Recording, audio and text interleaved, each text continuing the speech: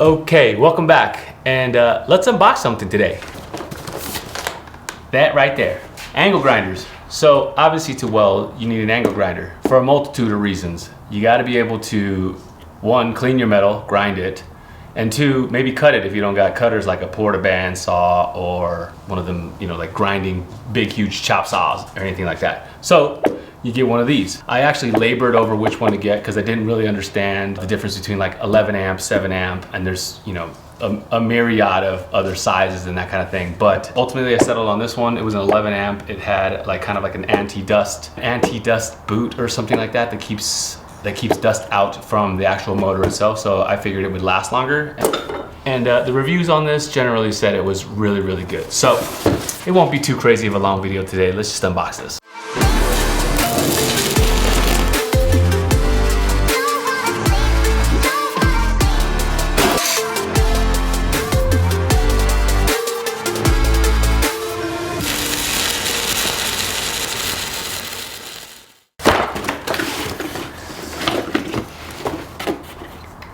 Look at that. The handle, Allen key, directions. And that's it. Okay, I needed that because I didn't know the first thing about angle grinders, and I need to tell you some of the statistics here, right? Some of its features. It's a 4.5-inch grinder. It's got a safety paddle switch lock so that you don't actually like lean on it and turn it on. And it's got a lock button to push it locked in. For longer grinding jobs, you can use it like that. It literally says 11,000 RPM here on the side, and it has a one-click safety guard right here, so you can adjust it for positions that you need it. Just like that. Let's do that again. This will be my first angle grinder ever. I've never actually owned one. Don't know how to use one per se. Did plenty of research and ended up on this one. It's actually pretty hefty. It's big, like it's beefy. This is a handle for the side right here. I intend to use this. I don't know about you guys, but you know, I've seen that people don't use them, and some people open up out of their unboxings and literally just toss it. And I'm like, nah, bruh. I like the safety. I like my hands and fingers, and I intend to keep them. So we'll be using this. Also, I did buy this disc right here. It's a cutoff wheel. This one right here, it's a grinding wheel. And I started with an 80 grit flapper wheel. It's got like sanding paper style flaps on them. So all the research that I did, watching videos, etc., there weren't really a lot of really good videos that kind of told you and explained the different types of discs. So if you look really closely here, it says type 27 on the disc. So this one's a type 29. If you guys know exactly what type 29's difference is with type 27, like please explain. Because I was explaining, obviously there was a type 1 that's like a super flat cutoff disc and they're really thin, and that made me go and buy this, which was a sealed off side so that if the disc were to explode, we hope it doesn't like you know, come out and hit your hand or any other part of your body or anything like that. So this is a safety feature for the angle grinder. I really couldn't figure out the differences between type 1, type 27, the way that this little bad boy right here goes. Like it was, I don't know, it's, yeah. I played with it a little bit in that sense and figured out which way it goes and stuff, but type 1, type 27, type 29, somebody break down in detail what that all means. That's all of it right there.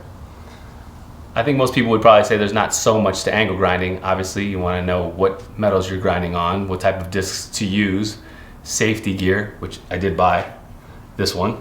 This one, however, still waiting on the filters because it's impossible to get anything right now during the, you know what I'm talking about. And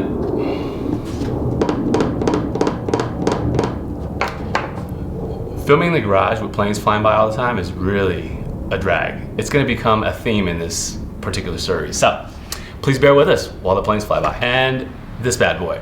Of course, you need eye protection while you're grinding in case shards want to come fly up at your face or your eyes. Voila, safe.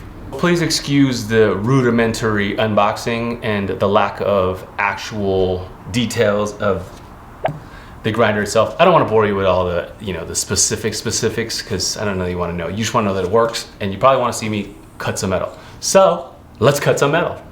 All right, let's see if we can't figure this out.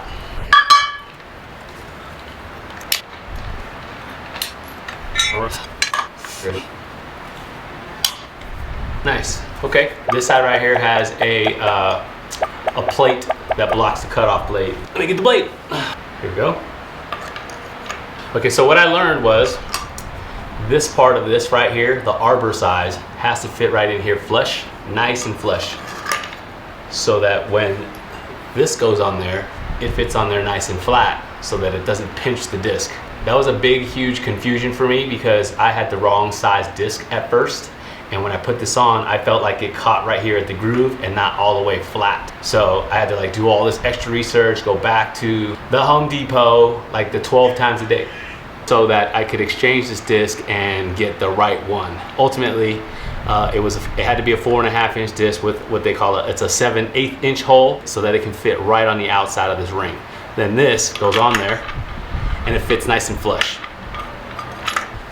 There you go. It sits kind of in the center of the slot, and it's got a protection on the front side. Let's tighten it up. All right, locked it in, and they said to just snug it down. Not like super tight, but snug. Handle on, and let's adjust this. Probably gonna be cutting like right about here. I think that's a good angle for the guard. Make sure it's off. Safety. Like I said, I don't have the reusable 3M half-mass respirator filters yet, so this will have to do for right now. Correction, I'm actually gonna use this for the first time to cut. I know you probably don't need to wear it, but I've seen different things in different places where, I mean, this has like a grinding mode, so you're supposed to technically use it, I guess. I don't know if that type of light is bright enough to hurt your vision. Somebody let me know in the comments if it can hurt your vision. Yeah, so we're gonna try it with this, and laugh at me all you want, because this is the first time I'm doing this. You guys got anything better to write on metal other than this black Sharpie? Somebody let me know. Here goes nothing.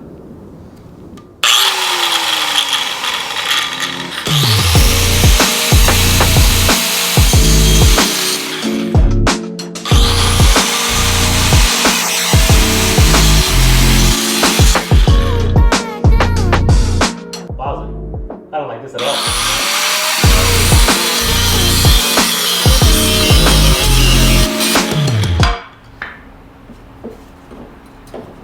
Wow.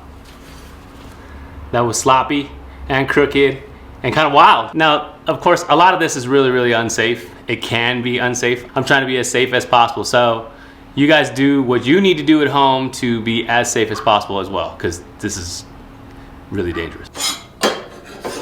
Let's try and cut it straighter this time. All right, observation number one. It's a pain in the ass to talk to you guys with all this like safety gear and face masks and all this kind of stuff. Number two, this bad boy is toe up already. Still looks like it still cuts, but couldn't tell anything beyond my limited experience.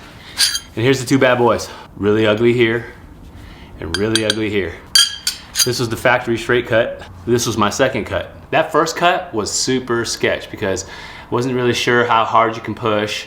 I'm still not sure how hard you can push, but I was just applying light pressure and letting the blade really do the cutting and letting it do the real work. And so I think it was taking a little longer than it should probably take, but I'm gonna try and take this easy so that nothing happens and we don't hurt nobody. But I mean, I'm gonna clean these up obviously, but I think that's acceptable. All right, went ahead and stuck the grinder wheel on so I can clean up those edges and see how this thing works.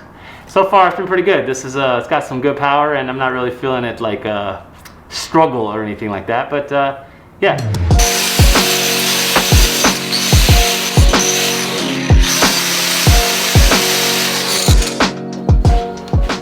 Okay, that was it. Cut a couple of pieces of mild steel today with this bad boy. Tested it out, and also it was my first time grinding steel and cutting steel.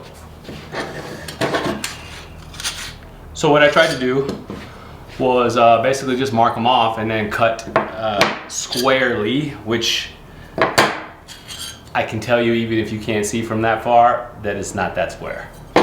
Even did a couple of 45s to see how those go, and yeah, didn't exactly cut on the line.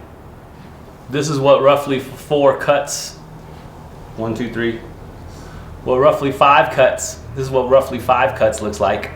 So a couple of takeaways. First things first, I know there's a lot of safety implemented in trying to do this, but that first cut was sketch as yeah, it I don't know how to explain it. It was kind of all over the place, and I didn't want to push too hard, so it was kind of hard to see the line. And you know, I can understand why people think these things get in the way, because it was kind of hard to see around it. But I mean, it's a necessity. You gotta save your fingers and your, you know, anything else that a blown up disc could possibly hit, right? So anyway, that was it.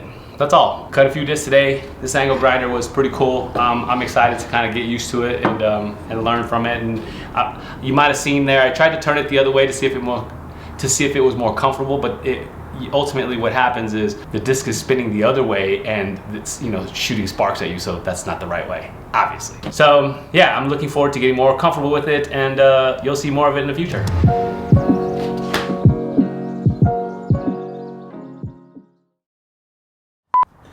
I know I'm propping it up. I know I'm propping it up with some wood. I know I'm propping it up with some wood. I'm gonna try and not catch it on fire. What's wrong with this damn thing?